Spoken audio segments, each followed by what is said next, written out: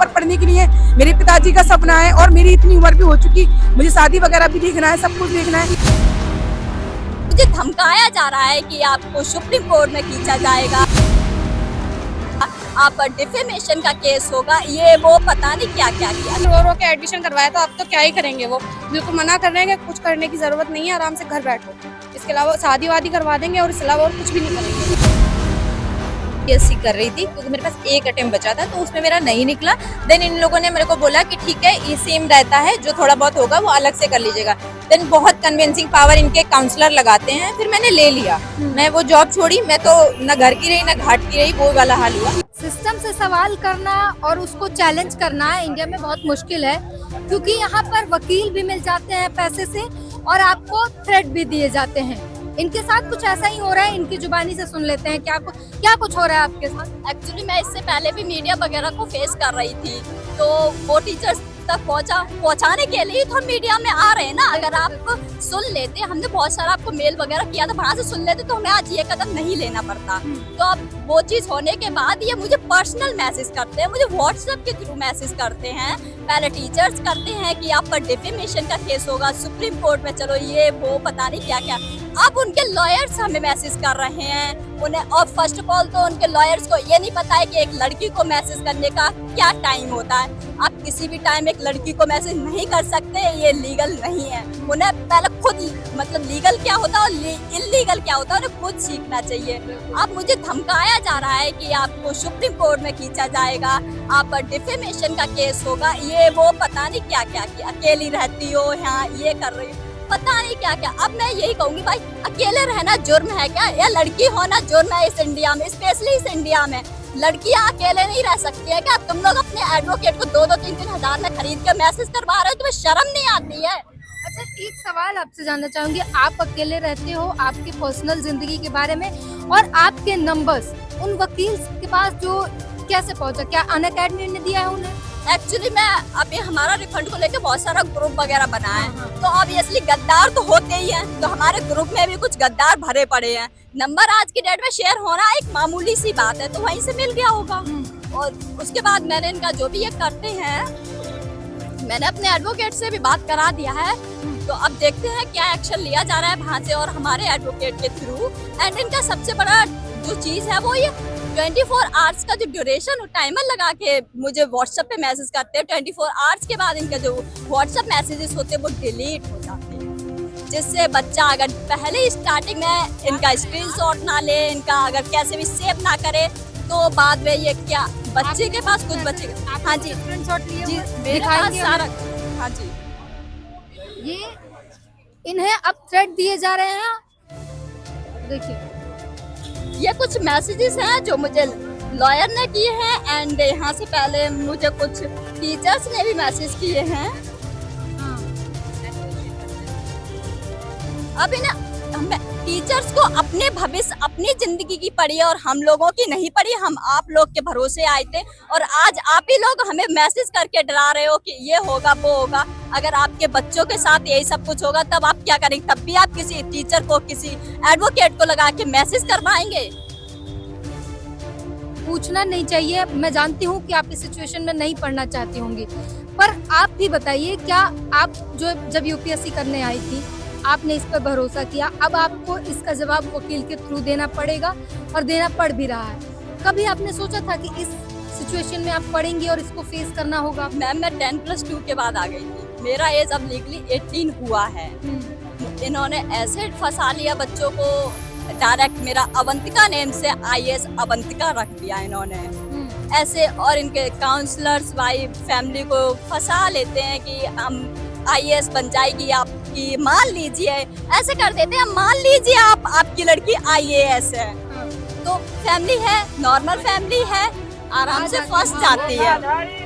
तो इस तरीके से आप अनअकैडमी तो हरेसमेंट कर ही रहा है, अब टीचर्स, वकील सब मिलके कर रहे हैं, और अब इन्हें वकील वाले और लीगल लड़ाइयों में घसीटा जा रहा है। जिन्होंने अभी 10+2 किया और अब यूपीएससी करने की शुरुआत ही कर रही थी, उसको इस तरीके से लीगल लड़ाइयों में घसीटा जा रहा है, पर्सनल लिया जा रहा है इस लड़ाई को। अगर इसने कुछ कहा और इसके रील किसी ने भेज दिया तो वो टीचर्स पर्सनली ले रहे हैं और पर्सनल लेकर पर्सनल अटैक कर रहे हैं। इस तरीके की चीजें अब इनको फेस करनी पड़ रही है। पुलिस जो है कुछ नहीं कर रही है इस मैटर में और ये अब परेशान होकर सिर्फ सड़क पर। आप कहाँ से हो, आपका घर कहाँ है? जी मैं यूपी से हूँ, डिस्ट्रिक्ट एटा से। यहाँ दिल्ली के बहुत कम लोग हैं, यहाँ है ही नहीं। आप लखनऊ से? राजस्थान से। आप राजस्थान से। मतलब मुझे यहाँ ज्यादातर लोग बिहार और यूपी के दिख रहे हैं। आपने अनअकैडमी का बैग लिया हुआ है, यहाँ पर देखिए इन्होंने उसी का बैग लिया हुआ है। क्या करेंगे, क्या हुआ है? मैम ऐसा है कि अनअकैडमी में ना मेरे को ये बोला गया कि 3 साल की मेंटरशिप मिलेगी, क्लासेस मिलेगी, प्लस मैंने फाइनेंस करा के क्लास यहाँ पर ज्वाइन की और फाइनेंस में इंस्टॉलमेंट में जमा की। मुझे लिखित रूप में कुछ भी नहीं दिया। दूसरी बात, यहाँ पर ऑलरेडी मेरे को बहुत ज़्यादा तबीयत खराब रहती है, कान में दिक्कत रहती है। मैंने इनको ये बोल रखा था कि सर मुझे ऑफलाइन ही क्लास करना है और ऑफलाइन के पैसे लियो। तो मुझसे ये बोला गया कि मैं एक चीज़ आपको दे दूंगा और बाद में आपको क्लास ऑनलाइन में नहीं, ऑनलाइन में कराता रहूंगा। और मेरा कहने का मतलब जब मेरे को कान की दिक्कत रहती है तो मैं ज़्यादा क्लास नहीं ले सकती। पहले इन्होंने क्लास से मुझे निकाल दिया गया, क्लास लेने नहीं दी कि एक ही क्लास कीजिए आशुतोष सर ने। और अब बोल रहे हैं कि सुबह से लेके रात को 8 बजे तक मतलब 4 क्लास लीजिए। अभी कैसे ले सकती, इतनी तो किसी के अंदर एनर्जी नहीं होती ना। और कोई भी, इन लोगों ने हमसे कहा कि आपको फर्स्ट अटेम्प्ट तक हम लेके जाएंगे, मेंटरशिप देंगे, टेस्ट सीरीज देंगे, सब कुछ देंगे, पर कुछ भी ऐसा नहीं दिया इन्होंने। पर इन्होंने इमोशनल के साथ खेला, बच्चों के लूटमार की। और दूसरी बात, हम इतनी मेहनत से यहाँ पर आए हैं। मैं उत्तर प्रदेश से हूँ, रामपुर जिले से, पूजा, और इन्होंने मेरे को यहाँ पर बोला कोई दिक्कत नहीं होगी बेटा, बेफिक्र रहिए। अभी मुझसे किसी भी टीचर से बात करती हूँ तो मुझसे वो ये बोलते हैं कि आपको एक्सेस दे दिया जाएगा और प्लस मुझसे ऑप्शनल के पैसे लिए गए 20,000 रुपए और 80,000 रुपए मैं अलग दी हूँ इनको, पर कुछ भी ऐसा नहीं दिया इन लोगों ने मुझे। मेरी सिर्फ, मैं बहुत मिडिल क्लास फैमिली से हूँ, यहाँ पर पढ़ने के लिए मेरे पिताजी का सपना है और मेरी इतनी उम्र भी हो चुकी, मुझे शादी वगैरह भी देखना है, सब कुछ देखना है। पर अभी मेरे गाँव में ये बोलते हैं कि मैं एक गाँव से आई हूँ, तो ये सब लोग ये बोलते हैं शादी वगैरह कब होगी लड़की की, कब करोगे शादी। मेरे पिताजी ये सोचते हैं कि लड़की मेरी अगर कामयाब हो जाएगी तो अच्छा लड़का मिल जाएगा, बेस्ट चॉइस हो जाएगा। कितना 4 लड़कियों के साथ हो रहा है, कितना मतलब घरेलू हिंसा हो रही है लड़कियों के साथ। मेरे पिताजी ऐसा नहीं चाहते कि ऐसा मेरी लड़की के साथ ना हो, इसलिए उन्होंने मुझे दिल्ली भेजा। और मैं यहाँ पर मैम ठगी हो गई। दूसरी बात, यहाँ पर बोलते कुछ और है, करते कुछ और है। और सर से बोला, सुरेश सर से, सर ने ये बोला मुझसे कि आप जो है ना ऑनलाइन करते रहना, आपको 1 साल मिलेगा, मेंटरशिप पर्सनली देंगे। जब अभी साथ में नहीं खड़े हो तो पर्सनली क्या देंगे ये? आज हमारे नहीं हो रहे तो कल को थोड़ी होंगे, कल भी तो नहीं हो सकते ना मैम। क्या हुआ है? मैम मेरा 2 डिवीजन हुआ तो मैं 12th पास करके आई थी यहाँ पे। यहाँ के काउंसलर ने बोला मेरा 1 लाख और 4,550 रुपए लगे। इन्होंने सब बोला तुम्हें मेंटरशिप प्रोवाइड करी जाएगी, तुम्हें सब कुछ मिलेगा, टेस्ट सीरीज में इसके लिए, प्रीलिम्स के लिए, अगर तुम्हारे दोनों क्लियर हो गए तो इंटरव्यू के लिए तैयारी भी करवाई जाएगी। और इन्होंने ऐसा कुछ भी नहीं, इतने सारे पैसे और बोले 28 तक तुम आ सकती हो, बस एक ही क्लास करो, एक ही क्लास में सफिशिएंट है, एक ही क्लास करो। एक क्लास भी करने के लिए पहले मना किए थे, सिर्फ एक ही क्लास की, और ऑप्शनल भी प्लस में उसमें दिए हैं। और फिर इन्होंने अब फोर्स कर रहे हैं कि 4 क्लास चला रहे हैं पूरे दिन में, बच्चे कैसे करेंगे? उन्हें डिवीजन भी चाहिए करने के लिए, बोल रहे हैं अब क्लास करो अपना। 4 क्लास कैसे करेंगे बच्चे? 4 क्लास जबरदस्ती सिलेबस। और अभी कोचिंग भी बंद कर दे रहे हैं, ऑनलाइन कर दे रहे हैं। हमने ऑफलाइन के पैसे दिए हैं, 28 तक हमें बोला था, तो हमारे पैसे अब मांगने जाओ तो वो बोल रहे हैं पैसे नहीं मिलेगा। ये बताओ, मैंने बहुत सारे लोगों से बात की, सबकी समस्या ऐसे में। क्या अब आप लोग किसी इंस्टीट्यूशन पे भरोसा करोगे दोबारा? अगर जाओगे एडमिशन लेने तो भरोसा होगा कि दोबारा से ऐसा ना हो? मैम अब तो भरोसा नहीं लगता। घर वाले करा पाएंगे एडमिशन किसी इंस्टीट्यूशन में? वो तो बोल रहे हैं अब इतने पैसे लग गए, अब आ जाओ। अगर घर बहुत परेशानी है हमारी, कैसे पैसे दिए वो हमें ही पता, हमारे के लिए पैसे पापा नहीं है। पापा नहीं है। घर के खर्चे कैसे चल पाते हैं? मम्मी का पेंशन लगा, उसी से खर्च चलता है। मम्मी के पेंशन से, उसी से फीस भी भरी होगी? हाँ उसी से फीस, पहले नहीं आती तो किसी से उधार लेके पैसे पूरा फीस पूरा किया। किसी से उधार लिया पैसे? वो उधारी अब चुका रहे होंगे आप? हाँ उधार, मम्मी को पेंशन आती है उसी से चुकाते हैं। और खेती होती है उससे, मतलब अनाज जो बेचा जाता है उससे जो पैसे मिलते हैं। कहाँ से हैं आप? मैं यूपी सुल्तानपुर से हूँ। मम्मी क्या करती हैं? मम्मी कुछ नहीं, हाउस वाइफ हूँ। पापा के पेंशन आते होंगे? हाँ पापा पापा के पेंशन आते हैं, उससे कर्जे लेकर इन्होंने फीस भरी अब पेंशन आते हैं उससे कर्जे भर रहे हैं। इंस्टीट्यूशन इनका क्लास तो हुआ नहीं, क्लास इनकी बर्बाद हो गई और अब इनके पास इतनी स्ट्रेंथ भी नहीं बची कि दोबारा एडमिशन ले किसी सके। को पूछने जाओ ना तो बोलते हैं कुछ नहीं। पहले तो इन्होंने जो हमारा काउंसलर एडमिशन किए थे उनको पहले इन्होंने निकाल दिया, ऑफिस भी बंद कर दिया। जिन्होंने हमें ये बोला था कि तुम्हें ये चीज प्रोवाइड की जाएगी, पहले इन्होंने काउंसलर को ही निकाल दिया, ऑफिस बंद कर। तो हम किससे जाएं पूछे कि हाँ इन्होंने ही बोला था ये प्रोवाइड करने के लिए। तो इन्होंने पहले काउंसलर को ही निकाले जो हमारे एडमिशन किए थे।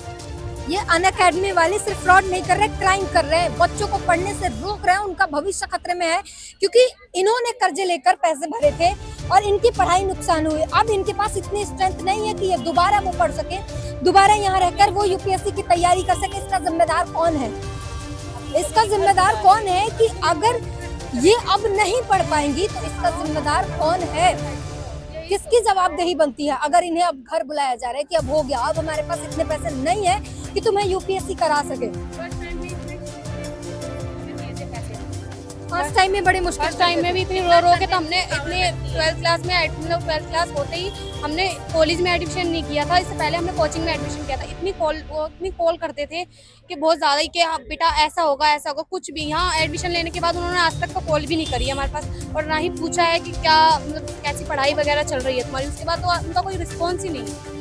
ये बताओ, और घर में अपने पापा से लड़े, भाई से लड़े, सबसे लड़ने के बाद भी सब मेरे भाई तो मुझे सपोर्ट भी नहीं करते कि मत पढ़। उन्होंने तो मेरे से मना ही किया था, मैं नहीं हो पाएगा क्योंकि ऐसे नहीं होता सिलेक्शन। जब ये करने ही नहीं देंगे इतना पढ़ाई आते ही, पहले तो उन्होंने वजीराबाद पहुँचाया। वजीराबाद यहाँ से जाते थे हम, पहले तो हम इतनी दूर से आया करते पढ़ने डेली रेगुलर, क्योंकि हम यहाँ मतलब हमारे घर में इतना अलाउ नहीं करते कि हम यहाँ पे रहें। तो इतनी दूर से पढ़ के मतलब वहाँ से यहाँ आया करती थी मैं पढ़ने के लिए। फिर वहाँ से वजीराबाद भेजा करते, फिर वजीराबाद के बाद भी 2 किलोमीटर हमें पैदल चलना पड़ता था, ऑटो के बाद भी, क्योंकि वहाँ पे ऑटो वगैरह नहीं चलते थे। उसके बाद भी वहाँ गए, फिर उन्होंने मतलब जो टीचर थे उन्हें 1-2 क्लासेस लेने के लिए बस 1 क्लास देते थे, वो भी 2.5 घंटे की। 2.5 घंटे मतलब इतनी दूर से आ रहे हैं हम, 2.5 घंटे 5 घंटे अपने सफर में वेस्ट कर रहे हैं, तो कम से कम हम पूरे दिन तो पढ़ सकते हैं। इन्होंने हमें ओनली 1 क्लास दी थी, वो भी हिस्ट्री की। उसके अलावा हमें दूसरी हम बैठने थे, फिर उसकी पॉलिटी की क्लास चल रही थी, उसमें उन्होंने बोल दिया कि नहीं अभी आपको एक ही बैच में पढ़ाया जाएगा बस, इसके अलावा तुम्हें दूसरा बैच अभी नहीं दिया जाएगा। फिर उन्होंने बंदी कर दी ऑनलाइन कोचिंग। फिर हम अपने गाँव वगैरह चले गए, मम्मी पापा ने बोला कि कोई बात नहीं, जब तक छुट्टी चल रही है तो कोई बात नहीं। फिर उसके बाद इन्होंने बंदी रखी है, ऑनलाइन कोचिंग दी, ऑनलाइन में इतने किसी बच्चे ने इतना नहीं पढ़ी। फिर उसके बाद उन्होंने मॉडल टाउन दिया, मॉडल टाउन के बाद टीचर ऐसे दिए हैं, बस उन्होंने हिस्ट्री में तो टीचर अच्छे दिए हैं, हाँ बस हिस्ट्री और पॉलिटी ये 2 ही सब्जेक्ट चले हैं। इसके बाद तीसरा सब्जेक्ट इन्होंने ढंग से कोई चलाया नहीं है, कोई सा भी एक भी सब्जेक्ट होकर उन्होंने ढंग से चढ़ाया है। जो पॉलिटी के टीचर है वो हिस्ट्री पढ़ा रहे हैं, जो हिस्ट्री वो इथिक्स के टीचर है वो पॉलिटी पढ़ा रहे हैं, ऐसा थोड़ी होता है। हर टीचर का कोई लेवल होता है। इन्होंने कुछ भी घर वाले क्या कह रहे हैं, क्या आप सपोर्ट करेंगे आपके आगे घर पढ़ाई? वाले तो उन्होंने फर्स्ट टाइम में ही हमें इतना मतलब इतनी रो रो के एडमिशन करवाया, तो अब तो क्या ही करेंगे। वो बिल्कुल मना कर रहे हैं कि कुछ करने की जरूरत नहीं है, आराम से घर बैठो।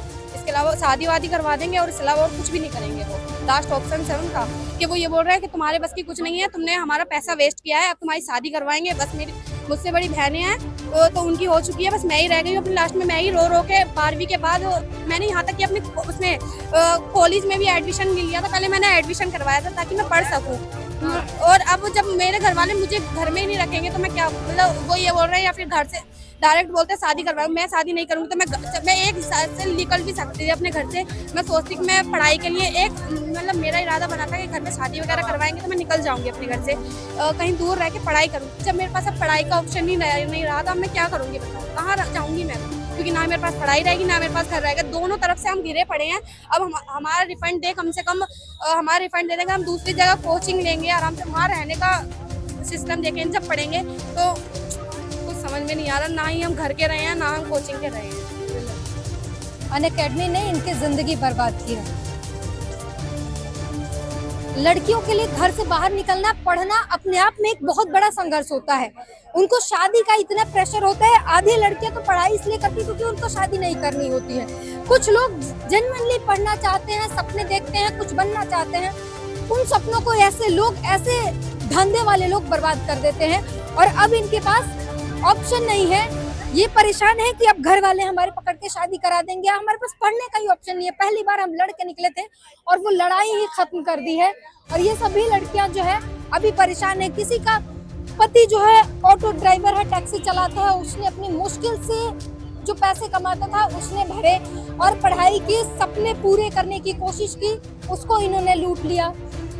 लड़कियां यहाँ पर परेशान है, रो रही है। किसी ने अपने कर्ज लेकर पैसे भरे, वो कर्ज चुका रहे हैं आज भी, लेकिन ये लोग पैसे लेके भाग गए, कोई रेडी नहीं है। यहाँ पे मेरे को इन्होंने पूरा PSIR का कोर्स बोला, लेकिन इन्होंने एक भी क्लास मुझे नहीं दी, क्योंकि दीपक सर का दिखा के मुझे क्लास बोला 2,15,000 इन्होंने बोला, लेकिन उसके बाद मेरे को 50% डिस्काउंट लगा के कैसे कैसे करके मेरे को 75,250 रुपए में आ गए ये। मैंने उतना अमाउंट एक बार में यहाँ पे किया। अब यहाँ पे इनकी एक बात थी कि एक क्लास करिए, आप 2 क्लास मत करिए, क्योंकि आपको रिवीजन भी करना होता, तो हम एक ही क्लास कर रहे थे। 3 जगह इन्होंने सेंटर, यहाँ पे, वहाँ पे 3 साल का इन्होंने लाइब्रेरी का एक्सेस बोला, मेंटरशिप बोली, उसके बाद आपको 2 साल का क्लास बोला, और मतलब ऑनलाइन आपके पास एक्सेस रहेगा 2 साल, इतना भी बोला। आप इनके पास सारे अच्छे अच्छे जो टीचर थे, इन्होंने रजनीश राज सर हिंदी हिस्ट्री के थे, वो चेंज, पॉलिटी के सर वो चेंज, उन्होंने 2 क्लासेस, मतलब हमारा एक सब्जेक्ट भी एक कंप्लीट कोर्स नहीं करा सकते हैं एक टीचर। चीजों के साथ, आप सोचिए, इन चीजों के साथ, जैसे कि इन्होंने बताया, किसी का पति टैक्सी ड्राइवर था, उन्होंने पैसे भरे, अब उनके पास बैकअप नहीं है कि वो दोबारा पढ़ सके। इनके पिता नहीं है, पेंशन से घर चलता है, कर्ज लेके पैसे भरे और अब बैकअप खत्म। किसी ने अपने घर से लड़ के निकलने की कोशिश की। ऐसे ही मोस्टली लड़कियों की जिंदगी होती है। अब उनका क्या होगा? मैं ऑलरेडी एक गवर्नमेंट जॉब में थी, मैंने स्विच किया UPPCS के लिए, मैं UPSC कर रही थी, मेरे पास एक अटेम्प्ट बचा था, तो उसमें मेरा नहीं निकला। देन इन लोगों ने मेरे को बोला कि ठीक है, ये सेम रहता है, जो थोड़ा बहुत होगा वो अलग से कर लीजिएगा। देन बहुत कन्विंसिंग पावर इनके काउंसलर लगाते हैं, फिर मैंने ले लिया। मैं वो जॉब छोड़ी, मैं तो न घर की रही न घाट की रही, वो वाला हाल हुआ। मैंने इनका कोर्स लिया, 4 महीने इन्होंने टोटल ऑनलाइन बंद रखा है। मतलब आप ये सोचो, यहाँ से हमने ये सिटी देख के, ये जगह देख के, ये एकोमोडेशन देख के ही हमने पे किया था, लेकिन इन्होंने हमें गांव में भेजा। उतनी दूर हम पैदल जाते थे, और उधर मतलब ब्लेड मारना और दुनिया भर की चीजें होती हैं। क्राइम होना। उधर वाल गांधी विहार ना, एक कपिल गांधी विहार है ना, जहाँ हम जाते थे, कोचिंग का जो शिफ्टिंग हुई थी वजीराबाद में बहुत सारा हुआ भी था लड़की, फिर वहाँ भी कोचिंग बंद हो गई। वहाँ के बाद फिर मॉडल टाउन, सेफ्टी की कोई ध्यान नहीं, कोई मतलब नहीं है इनको। उसके बाद हमारी आए दिन लाइब्रेरी में कभी MCD की टीम आ रही है, कभी कुछ आ रहा है, फिर हम लोगों का बंद होता था। कोई चीजें, मतलब यहाँ से हमने पैसा दे दिया, अकाउंटेबिलिटी किसी की नहीं बनती है, कोई यहाँ पे वो नहीं रिस्पॉन्स कर रहा है। जनवरी से मैं अपना रिफंड मांग रही थी कि मेरा PSIR अगर दीपक सर ने छोड़ दिया है, आप मुझे उसका पैसा रिफंड करिए। मेरा काउंसलर सुनता था, बोलता था हाँ हम आपका फुल सपोर्ट करेंगे। उसके बाद उसने कोई रिस्पॉन्स ही नहीं किया। आप ये सीन है, ये मैसेज का रिप्लाई नहीं हो रहा है, शायद ब्लॉक कर दी गई हूँ या जो भी है, XYZ, मुझे कोई रीजन नहीं पता है, लेकिन कोई भी अकाउंटेबिलिटी कोई ले नहीं रहा है। सारे केस कर दिए हम लोगों ने, सब कुछ कर दिया है, एप्लीकेशन दिया है, अभी कोई यहाँ से कोई भी मेल नहीं आ रहा। जो हमने मेल किया है कंपनी के उस पे सपोर्ट पे, हेल्पलाइन पे, तो उस पे से मेरे को रिप्लाई आ रहा है कि आप एलिजिबल नहीं है।